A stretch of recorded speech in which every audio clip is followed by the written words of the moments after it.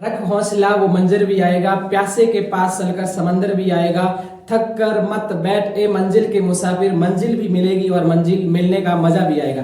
Thar GS education centre में आप सभी का हार्दिक स्वागत एवं अभिनंदन है। राजस्थान के इतिहास की श्रृंखला को आज आगे बढ़ाते हुए आज हम कुछ शासकों के बारे में, जिसमें मुगल और महाराणा कुंभा के बारे में अध्ययन करेंगे। इससे पहले हमने जयद्रथ सिंह, तेज सिंह, समर सिंह और रतन सिंह के बारे में अध्ययन कर लिया, डिटेल से बता दिया, और जो कि सभी प्रतियोगिता परीक्षा के लिए इंपॉर्टेंट और उपयोगी साबित होगी और फलदायी साबित होगी। इसलिए आज मुगल और महाराणा कुंभा के बारे में अध्ययन करेंगे। ऐसे ही उत्पन्न पुत्र है मुगल, और मुगल की पत्नी का नाम सौभाग्यवती, और सौभाग्यवती से उत्पन्न पुत्र है महाराणा कुंभा, और इसी दोनों शासकों के बारे में आज अध्ययन करेंगे। तो सबसे पहले महाराणा मुगल के बारे में अध्ययन करेंगे, जिसके पुत्र हुए महाराणा कुंभा। तो मुगल, सबसे पहले मुगल, महाराणा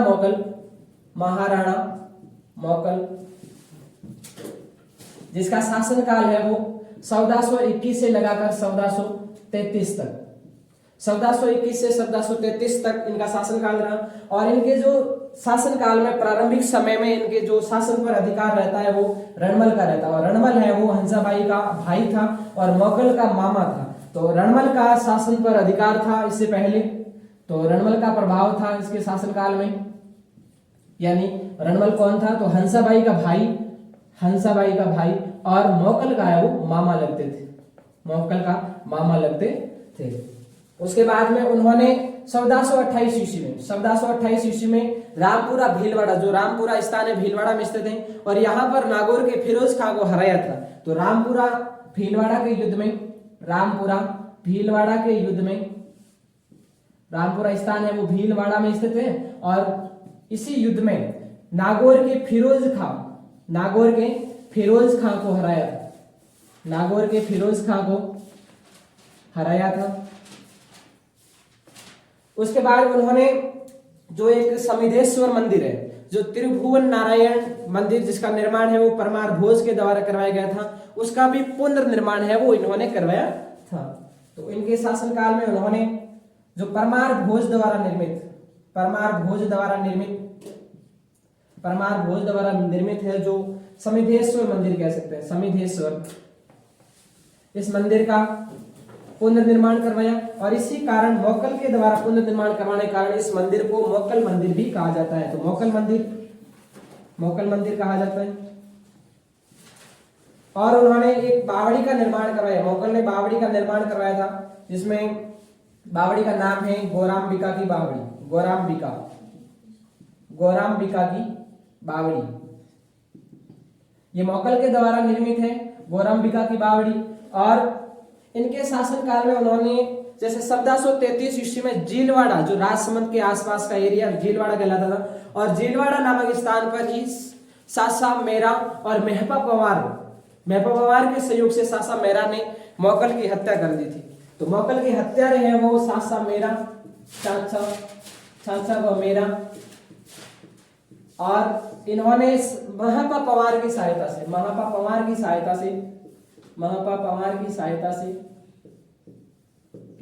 से उन्होंने मुगल की हत्या करवा दी थी। तो वो 1433 ईस्वी में मुगल की हत्या हो जाती है या हत्या करवा दी जाती है, और ये स्थान है वो जीलवाड़ा नामक स्थान पर, जीलवाड़ा नामक स्थान पर मुगल की वो हत्या करवा देते हैं। उसके बाद में और मुगल के बारे में और अध्ययन करें तो जिसमें मुगल ने चित्तौड़ में द्वारिकानाथ मंदिर का निर्माण करवाया, चित्तौड़गढ़ में द्वारिकानाथ मंदिर का निर्माण करवाया। और साथ ही साथ एक लिंग जीजा जो मंदिर है बप्पा रावल के द्वारा निर्मित नागदा में निर्माण करवाया था, वो हम पढ़ चुके हैं पिछले वाले वीडियो में, आप देख लीजिए वहां से। तो बप्पा रावल के द्वारा निर्मित एकलिंग जी का मंदिर, जिसको एकलिंग जी का दीवान मानते थे, मेवाड़ के जितने भी शासक हुए वो एकलिंग जी का दीवान मानते थे। तो इस प्रकार से जब एकलिंग जी भगवान है, वो एक प्रकुलित संप्रदाय से संबंधित महादेव जी का मंदिर है, और इनके मंदिर का परकोटा, तो मंदिर के परकोटे का निर्माण है वो मुगल के द्वारा करवाया गया था। तो मंदिर के परकोटे का निर्माण है वो किसके द्वारा करवाया गया? तो मुगल या महाराणा मुगल के द्वारा, जो कुंभा के पिताजी थे। उसके बाद महाराणा कुंभा के बारे में अध्ययन करेंगे। 1433 ईस्वी में महबा पवार की सहायता से सासा और सासा और मेरा ने हत्या कर दी थी मौकल की, और उसके बाद शासक बनते वो महाराणा कुंभा बनते। तो महाराणा कुंभा है उनका शासन काल रहता है 1433 से 1468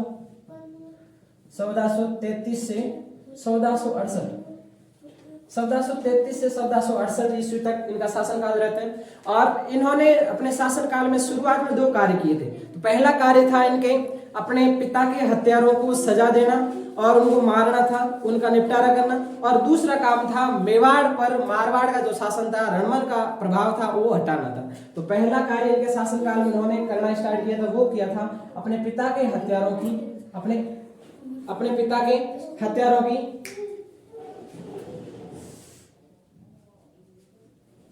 तो पहला कार्य है वो अपने पिता के हत्यारों को सजा देना, पिता के हत्यारों को सजा देना। और दूसरा कार्य है वो मेवाड़ से मारवाड़ का प्रभाव हटाना, यानी उस समय रणमल का प्रभाव था वो अधिक था, यानी मौकल के जो मामा जी हुए रणमल, हंसा देवी का भाई हुआ, उनका प्रभाव वो ज्यादा था। और इस कारण कुंभा ने पहले ही ठान लिया था बस रणमल को यहाँ से हटाना होगा। और पिता के हत्यारों को सजा किस प्रकार से दी उन्होंने? तो रणमल के साथ मिलकर चाचा वो मेरा की हत्या करवाई। और जो महपा पवार वो महमूद खिलजी के पास चला गया था, और महमूद खिलजी के पास चले जाने के कारण महाराणा कुंभा ने मांग करी थी कि महपा पवार को मुझे प्रदान कर दीजिए, पर महमूद खिलजी ने कहा कि मैं नहीं देने वाला। तब महाराणा कुंभा है वो पीछे चला गया था और उसको भी वहां जाकर मार दिया था। इस प्रकार से खुंखार डील का ढंग रांगड़ आदमी तो वो पीछे चला गया, एक बार ठान लिया वो करके ही रहता था।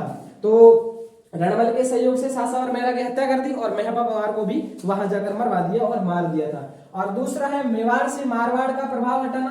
तो 1438 ईस्वी में रणमल की हत्या करवा दी दासी भारमली की सहायता से।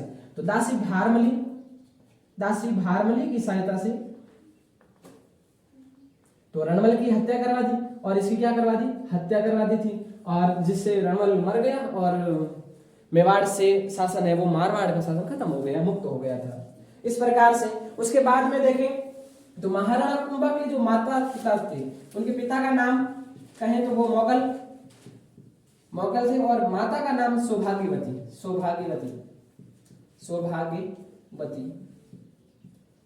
उनकी माँ का नाम सौभाग्यवती था, और उनके गुरु का नाम हीरानंद मुनि था।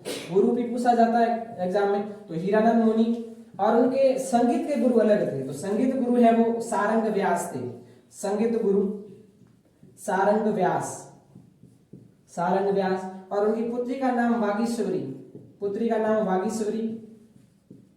पुत्र का नाम उदा या उदयकर्ण भी कह सकते हैं। तो उदयकर्ण ने ही कुंभा की हत्या करी थी, और इसी कारण मेवाड़ का पितृहंता शासक उदा कहलाता या उदयकर्ण कहलाता है। तो उदा या उदयकर्ण ये पुत्र माने जाते हैं। और उसके बाद में इनकी जो विजय अभियान है, कौन कौन से दुर्गों को जीता है, और इस प्रकार से देखो तो उसके बाद में एक सारंगपुर का युद्ध है वो 1437 ईस्वी में सारंगपुर का युद्ध होता है।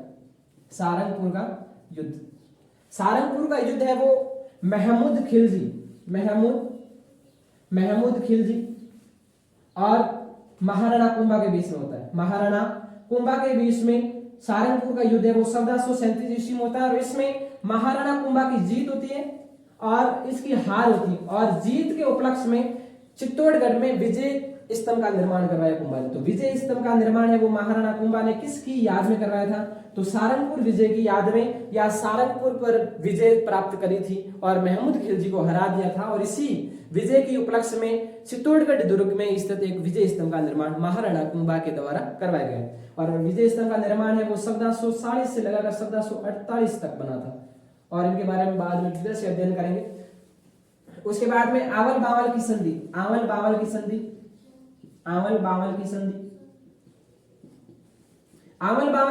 है वो मारवाड़ के उस समय शासक थे जोधा और मेवाड़ के महाराणा कुंभा के बीच में होती है। और सोजत पाली की सीमा का निर्धारण करके, जो सोजत पाली है उस स्थान को निर्धारित करके आपस में सीमा का बंटवारा कर दिया था। और महाराणा कुंभा ने अपने पुत्र रायमल और जोधा ने अपनी पुत्री श्रृंगार देवी से शादी, श्रृंगार देवी की शादी है वो रायमल के साथ करके इस प्रकार से इस मामले को निपटा दिया था।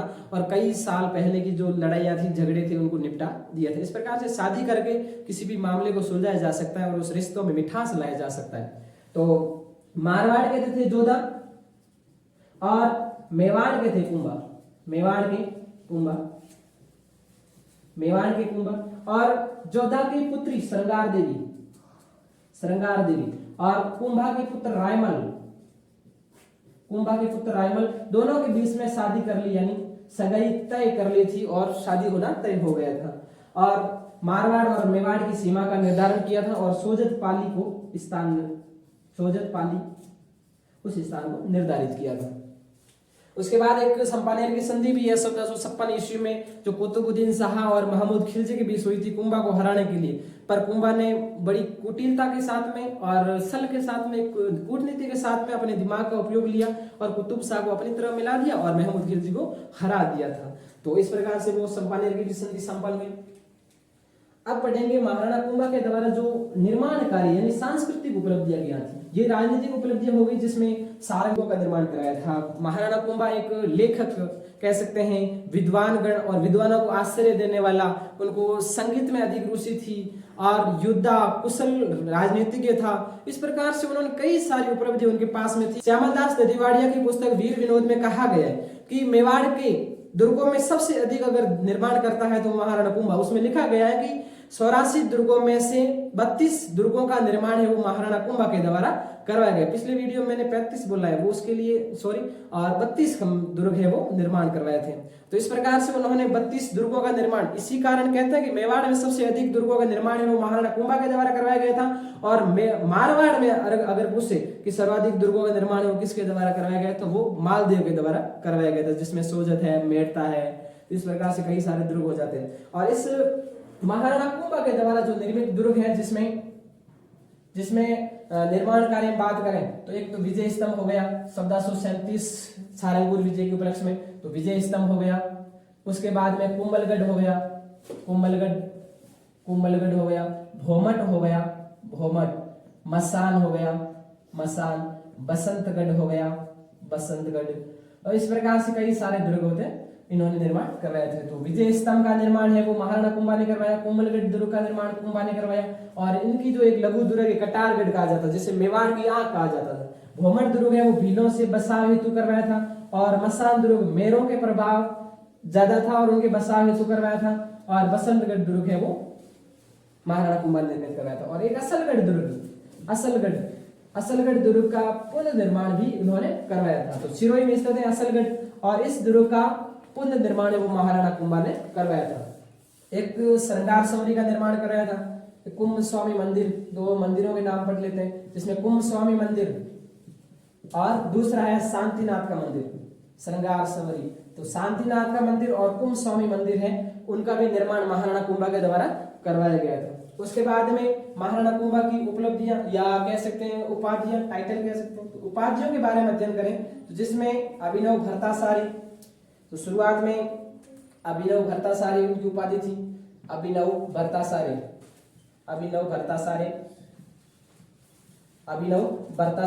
इनकी उपाधि थी। उसके बाद में इनको हाल गुरु कहा जाता था, हाल गुरु। उनको सेल गुरु कहा जाता था, साप गुरु कहा जाता था इनको, अश्वपति कहा जाता था इनको, नरपति कहा जाता था उनको, परम भट्टारक कहा जाता था उनको, परम भट्टारक कहा जाता था। इनको हिंदू सुल्तान कहा जाता था, हिंदू सुल्तान। उसके बाद इनको राय रासो कहा जाता था, राय रासो। तो इतनी सारी इनकी उपाधि थी। अभिनव भट्टाचार्य संगीत में रुचि होने के कारण कहा जाता था। और उनको शेर गुरु क्यों कहा जाता था? पहाड़ी, जो पहाड़ी युद्ध है उनको जीतने में निपुण था। साप गुरु छापामार युद्ध पद्धति में निपुण था। अश्वपति, घोड़ों को या घोड़ों की अश्वशाला में फेमस था या प्रसिद्ध था वो कह सकते हैं। नरपति मानव में श्रेष्ठ था, परम भट्टारक इनकी उपाधि थी। हिंदू सुल्तान, राय रासो विद्वानों का आश्चर्यदाता था, इस कारण उनको राय रासो कहा जाता था। इस प्रकार से उनकी उपाधियों में अभिनव भट्टाचार्य, हाल गुरु, शैल गुरु, साप गुरु और अश्वपति, नरपति, परम भट्टारक और हिंदू सुल्तान और राय रासो कहा जाता था। उसके बाद में राय रासो, जैसे राय रासो हो जाएगा तो राय रासो। उसके बाद में इनकी जो ये कहते हैं कि लेखक भी थे, तो इन्होंने 5 ग्रंथ लिखे थे, 5 ग्रंथ और 4 नाटक भी लिखे थे। 4 नाटक लिखे और 5 ग्रंथों में जैसे सुधा प्रबंध कह सकते हैं, सूड प्रबंध भी कह सकते हैं, चूड प्रबंध या क्षुधा प्रबंध एक हो गया। 2 नंबर कामराज रतिसार इनकी पुस्तक मानी जाती है, कामराज रतिसार। और उसके बाद में संगीत सार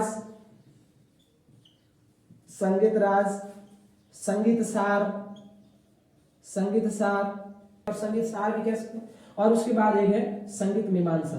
तो ये 5 ग्रंथ है, वो 5 पुस्तकें हैं, वो किसकी है? मीमांसा। ये महाराणा में जैसे उनका वास्तुकार प्रमुख था जिसका नाम था मंडन इनके वास्तुकार माने जाते हैं और प्रमुख वास्तुकार था इनके काल में वास्तुकार मंडन। और मंडन के भाई थे नाथा, और नाथा की पुस्तक का नाम था वास्तु मंजरी। और मंडन के एक पुत्र थे जिसका नाम था गोविंद नाम माना जाता है, कहा जाता है इतिहास में। और गोविंद ने पुस्तकें लिखी जिसमें कलानिधि, ये इंपॉर्टेंट किताब है, कलानिधि, द्वार दीपिका, सार समुचे, उदार धोरिणी। तो ये 4 किताबें हैं वो गोविंद जो मंडन का पुत्र था, और मंडन एक वास्तुकार प्रमुख इनके दरबार में था, और इनके भाई का नाम नाथा था, और नाथा ने जो पुस्तक लिखी उसका नाम वास्तु मंजरी, और पुत्र का नाम गोविंद जिसने कलानिधि, द्वार दीपिका, सार समोसे और उदार धोरणी है वो पुस्तकें लिखी। उसके बाद जैसे महाराणा कुंभा ने विजय स्तंभ का निर्माण करवाया था, तो विजय स्तंभ के बारे में पढ़े तो विजय 1440 से 1448 के बीच में करवाया गया था, और महाराणा कुंभा के द्वारा करवाया गया था। और इसकी जो निर्माण कराया था वो कराया था सारंगपुर विजय के उपलक्ष्य में। और 1737 में महमूद खिलजी और कुंभा के बीच में जो सारंगपुर का युद्ध होता है, इसमें महाराणा कुंभा की जीत हो गई, और जीत के उपलक्ष्य में ही विजय स्तंभ का निर्माण कराया था।